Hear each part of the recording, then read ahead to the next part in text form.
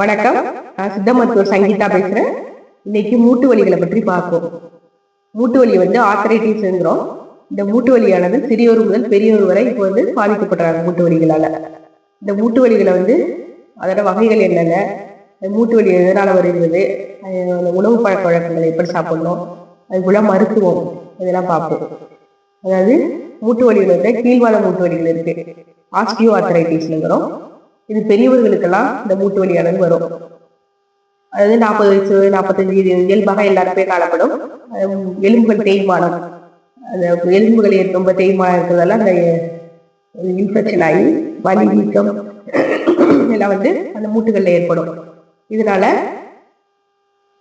அங்க வலி அதெல்லாம் வரும். அவங்களுக்கு நடக்க சிரமம் அது போல எல்லாம் ஏற்படும். அது ஆஸ்டியோ ஆர்த்தரைட்டிஸ். அடுத்தது ரொமட்டாய்டு ஆர்த்தரைட்டிஸ். இது சிறியோர் முதல் பெரியோர் வரை வர அது ஆட்டோஇம்யூன் டிஸார்டர் இருக்கும். தன்னுடல் தாக்கும். இது நம்ம உடம்பே தாக்கி இந்த நோய் உண்டாகும். அந்த இம்யூனிட்டியை அதுல சிறுவிரல் முதல் பெரிய ஜாயிண்ட் வரை பாதிக்கப்படும்.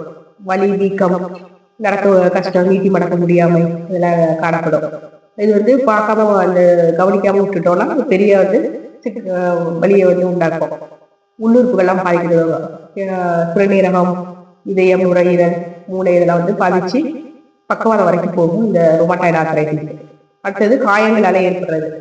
அதாவது அடிப்பட்ட காயங்கள், தசைநார்கள் கிழிதல், மூட்டுகளுக்கு சுற்றி உள்ளது, எலும்புகள்லாம் உடைதல், இதனாலே மூட்டு வலிகள் வரும். அப்புறம் அதிகப்படியான பயன்பாடு, ஓவர் யூசேஜ். மூட்டுகளை ரொம்ப நம்ம அதிகமா பயன்படுத்திட்டே இருந்தாலும் ஒரே மூட்டுகளை மணிக்கட்டு, தோள்பட்டை, அந்த மூட்டுகள்லாம் அதிகப்படியான பயன்பாட்டிலையும் இந்த மூட்டு வலிகளை வரும். ஆஸ்டியோபோரோசிஸ் வயதான காலத்துல எலும்புகள் மென்மையடைந்து ஊட்டச்சத்து குறைவு, விட்டமின் டி, கால்சியம் எல்லாம் குறைஞ்சா கீழே விழுந்த உடனே மூட்டுகள்லாம் எலும்புகள்லாம் உடையிற தன்மை வரும்.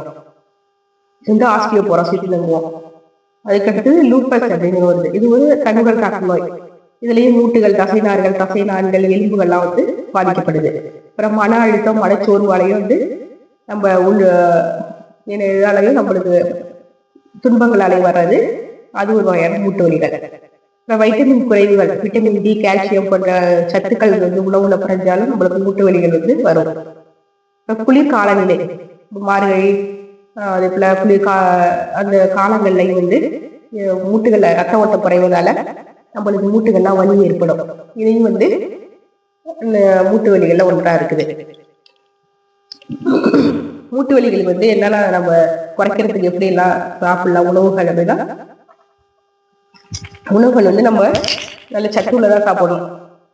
அப்படின்னா ஒமேகா 3 கொழுப்பு அமிலங்கள் உள்ள உணவுகள். அதுல ஒமேகா 3 கொழுப்பு அமிலங்கள் மீன்கள்ல நிறைய காணப்படுது. மீன் உணவுகள் சாப்பிடலாம். அப்புறம் ஆலிவ் எண்ணெய், அக்ரோட்டு பருப்புகள், அதே போல சோயா அதெல்லாம் சாப்பிடலாம். அதுல எல்லாம் நிறைய இருக்கும். அப்புறம் பாதாம் போன்ற கொட்டைகள்லாம் சாப்பிடலாம். இதுல ஒமேகா 3 கொழுப்பு அமிலங்கள் அதிகமா இருக்கு.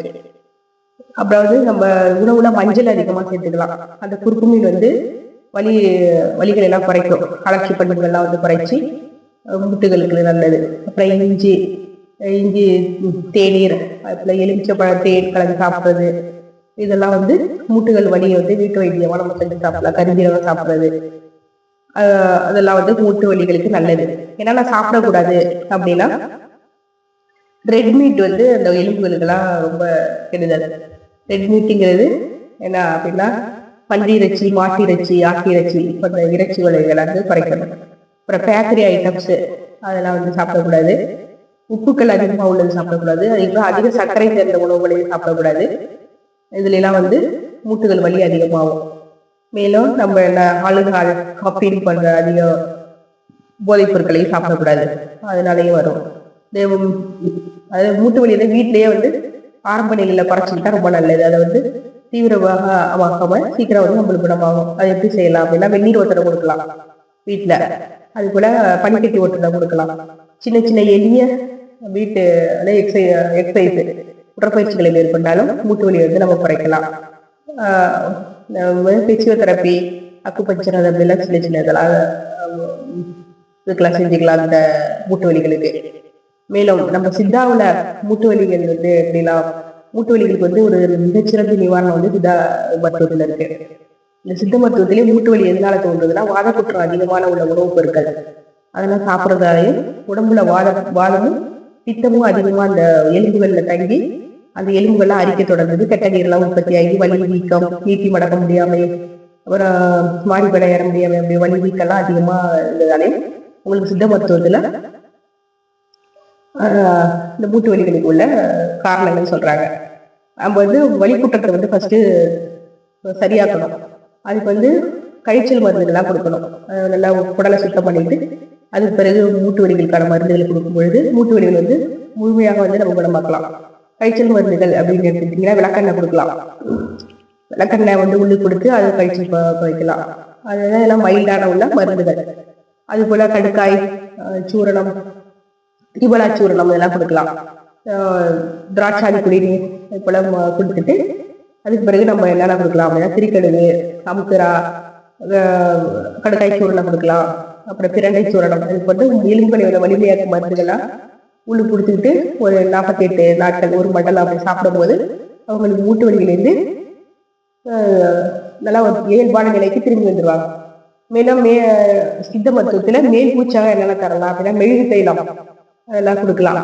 சிவப்பு முட்டி தைலம், பிண்ட தைலம், அதுல தைலங்கள் மூலிகை மருந்துகள் நிறைந்து மருந்துகள்லாம் போட்டு மசாஜ் லைட்டான மசாஜ் கொடுக்கலாம்.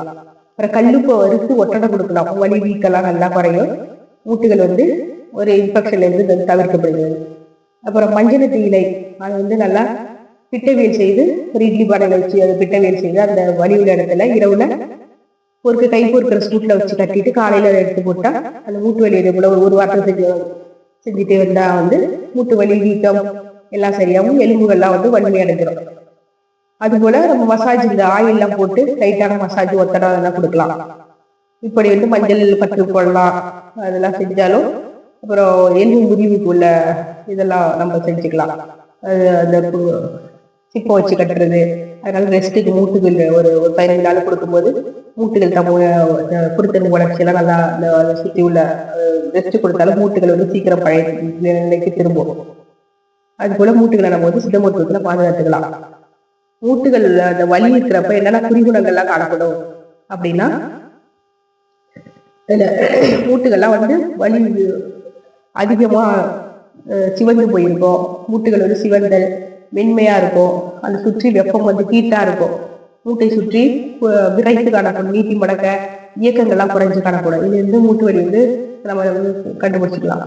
அப்புறம் வீக்கம் இருக்கும், திடீர்னு வரும் வீக்கம், அதுக்குள்ள சொல்லிங்க வச்சு கண்டுபிடிச்சிக்கலாம். அப்புறம் மூட்டுல ஜுரம் சேர்ந்து காணப்படும். அப்பெல்லாம் மோசமா இருக்குது அறிஞ்சுக்கணும். 7 நாளுக்கு மேல இருந்தா மருத்துவரை போய் அணுகி அதுக்குள்ள சிகிச்சை மேற்கொள்வது நலமாகும். அப்புறம் அதிக ஓவர் வெயிட்டையும் நம்ம குறைக்கணும். வெயிட்டை கண்ட்ரோலா வச்சுக்கணும். கணுக்கால், பனிக்கட்டு, எலும்பு தோள்பட்டைகள், இடுப்பு எலும்பு தோள்பட்டைகள் இதெல்லாம் மூட்டு வலி அதிகமாக காணப்படும். சித்த மருத்துவத்துல நிறைய மூட்டு வலிகள் நிவாரணிகள்லாம் உள்ளது. தேவைப்படுவர் எங்களிடம் தொடர்பு கொண்டு மூட்டு வலிக்கான மருந்துகள்லாம் வாங்கிக்கலாம். மூட்டு வலிக்கான காரணங்களையும் ஆன்லைன்ல ஃப்ரீ கன்சல்டேஷன் கேட்டுக்கலாம். அதனால அந்த மூட்டு வலிகள் குறைக்கிறதுக்கு உங்களுக்கு உதவி செய்ய முடியும். எனவே மூட்டு வலியை நம்ம உடனே ஆரம்ப நிலையிலேயே அதை பார்த்துட்டா நம்ம சீக்கிரம் சரி பண்ணிக்கலாம். அதிக அளவு அதை முற்ற விட்டுட்டா நம்ம நடக்கிறதுக்கு சிரமம், கதை இருக்க சிரமம், அப்புறம் ஒரு சின்ன வேலைகளை செய்யறது போல கஷ்டப்பட்டுருவோம். அடுத்தவங்களே எதிர்பார்க்கிற நிலை வந்துடும். அதனால மூட்டு வலியை முடிந்த அளவு நம்ம உணவு பழக்கம், உணவு அது போல வெயிட் மேனேஜ்மெண்ட், நம்ம ஓரளவு குறிப்பிட்ட அளவு உடல் எடையை பராமரித்தல், சின்ன உடற்பயிற்சிகள் செய்தல், அது போல நம்ம நாட்டு வைத்தியத்தெல்லாம் மேற்கொண்டு மூட்டு வலி குறைச்சி வாழ்க்கையில நலம் பெற வாழ்த்துகிறோம். நன்றி.